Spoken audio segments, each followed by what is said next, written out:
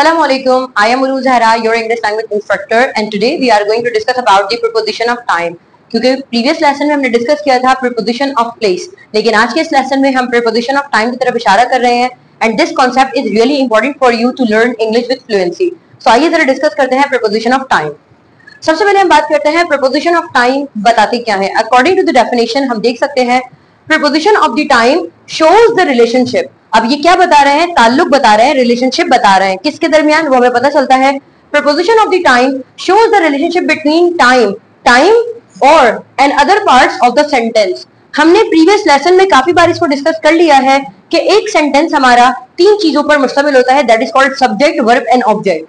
तो subject, verb and object के दरमियान अब कहीं इनकी एलोकेशन ऐसे होगी कि ऑब्जेक्ट से पहले यानी आफ्टर द वर्ब हमारे पास प्रीपोजिशन ऑफ टाइम का एलोकेशन यानी इसका इस्तेमाल होगा.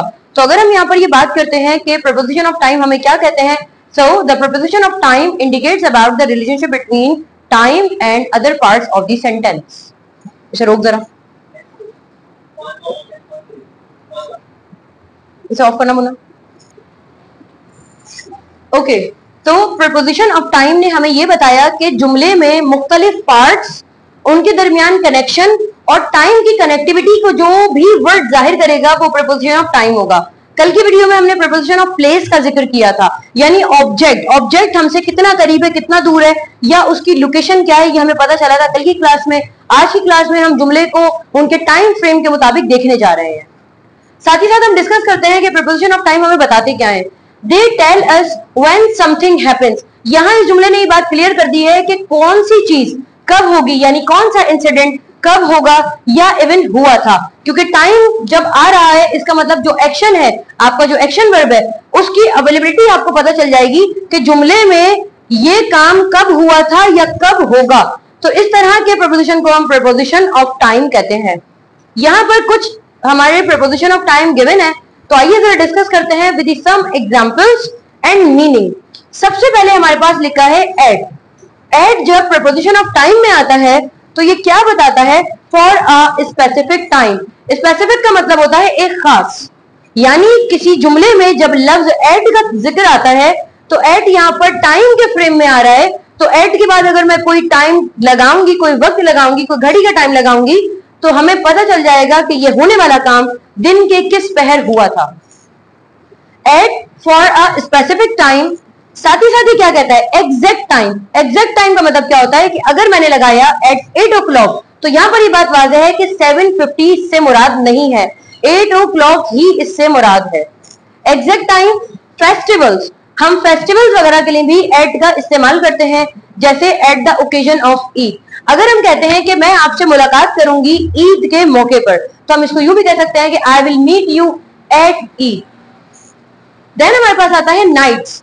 नाइट्स वगैरह के लिए हम एट का इस्तेमाल करते हैं एट नाइट, एट मिडनाइट. तो नाइट का मॉड्यूल हमारे पास या नाइट का सीजन या सेशन हमारे पास वो होता है जिसके लिए हम एट लगाते हैं. तो आई होप आपको एट की बात समझ आई है कि जब भी हम स्पेसिफिक टाइम की बात कर रहे होते हैं और टाइम भी वो जो कि एग्जैक्ट टाइम है, इसके लिए हम एट का इस्तेमाल करते हैं. देन हमारे पास आता है ऑन. ऑन का इस्तेमाल हमारे पास होता है फॉर स्पेसिफिक डेज और डेट्स. डेज का लफ्ज आता है हमारे पास दिनों के लिए और डेट से मुराद आती है कोई तारीखें. डेज ऑफ द वीक, जैसे कि मंडे है या फ्राइडे है या संडे है, तो इन सबसे पहले मुझे क्या लगाना है? ऑन लगाना है.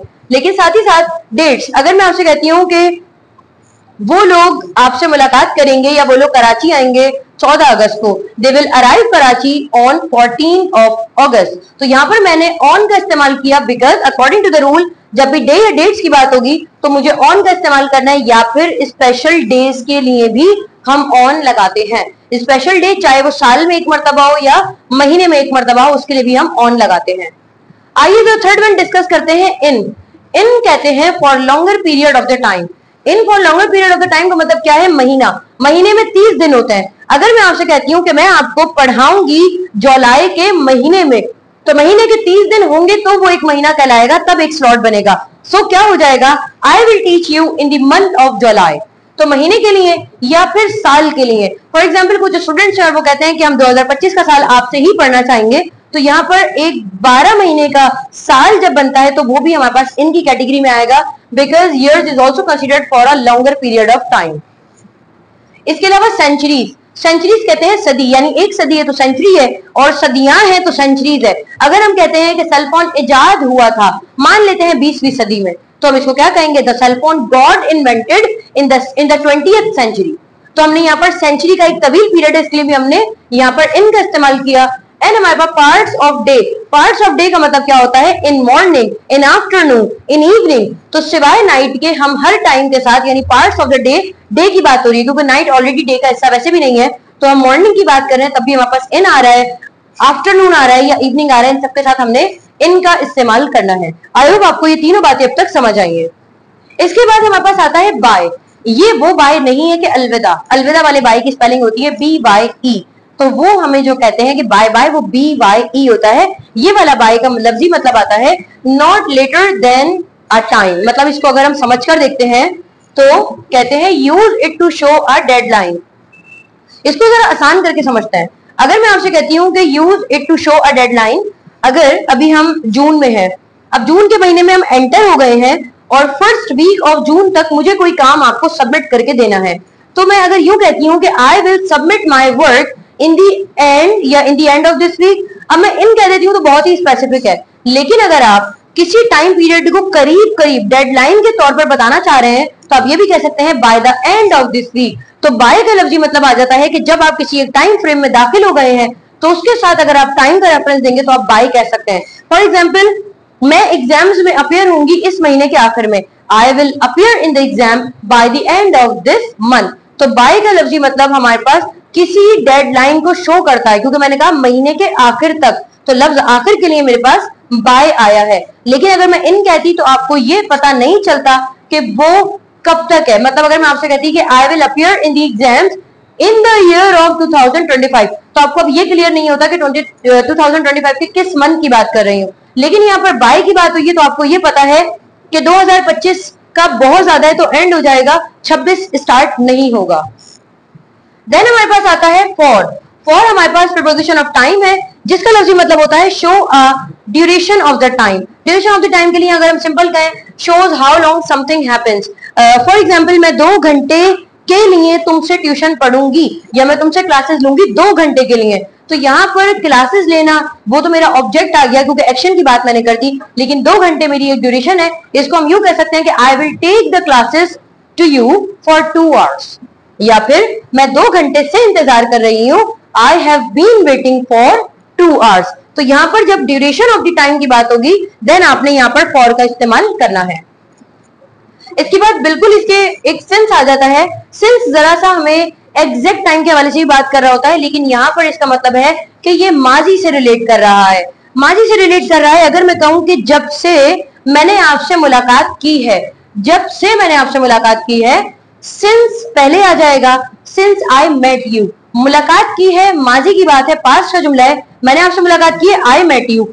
माजी की बात हो रही है, सिंस आई मेट यू, जब से मैंने आपका इंतजार किया है, since I waited for you. तो जब भी आप सिंस लगा रहे हैं ये आपको पास्ट का सेंस दे रहा है, जब से मैंने आपसे मुलाकात की है। तो अगर हम कहते हैं कि जब से मैं इस इंस्टीट्यूट आई हूं, since I came in this institute, आपने इस बात का ख्याल रखना है कि सिंस के बाद आपने पास्ट सिंपल का इस्तेमाल करना है, क्योंकि यहाँ होने वाला टाइम, यहाँ होने वाला काम आपको माजी की तरफ इशारा कर रहा है as compare to present. And आते हैं अपने लास्ट की तरफ, that is called from to until. अब इसको अगर हम स्पेसिफिक देखते हैं तो इसका ऐसा कोई खास मतलब नजर नहीं आता है, तो आइए जरा देखते हैं। To show the start and end, अगर मैं आपसे कहती हूँ कि यहाँ पर एग्जाम्पल जो मैंने आसानी के लिए लिख दी है, the class is from 9 to 11। Class का स्टार्टिंग टाइम हमने बताया है कि 9 बजे से 11 बजे तक है। तो जब आप किसी टाइम का स्टार्ट और एंड एक ही जुमले में बताएंगे तो पहले आप फ्रॉम लगाएंगे, देन आप टू लगाएंगे। यही यहाँ पर फ्रॉम एंड टू की मिसाल है। अगर मैं कहती हूँ कि हम लोग इंस्टीट्यूट में मौजूद हैं 5 बजे से लेकर 10 बजे तक, तो हम सिंपल कह सकते हैं we are present in the institute from 5 o'clock to 10 या फ्रॉम 5 to 10। इसके अलावा हमारे पास अंटिल की भी बात है। अंटिल का मतलब होता है, ये नेगेटिव सेंस है, इसका मतलब होता है जब तक नहीं, जब तक नहीं या किसी खास वक्त तक नहीं। तो आइए जरा देखते हैं, he worked until midnight। he worked, आपने ऑलरेडी देखा था कि he worked यानी वर्क के साथ ed लगा, इसका मतलब ये पास्ट सिंपल है, उस लड़के ने काम किया था। यहाँ पर बात हो रही है कि उस लड़के ने काम किया था अंटिल मिडनाइट। मिडनाइट उसकी डेडलाइन थी कि उसने मिडनाइट तक काम किया था, यानी जब तक मिडनाइट यानी आधी रात नहीं हो गई उसने काम नहीं छोड़ा। So he worked until midnight. I hope आपको वीडियो पसंद आई है। अगर आपको वीडियो पसंद आई है तो लाइक कर दें, साथ ही साथ शेयर कर दें। मुझे इजाजत दीजिए, आपसे दोबारा मुलाकात होगी एक नई वीडियो में। अपना ख्याल रखिएगा। अल्लाह हाफिज।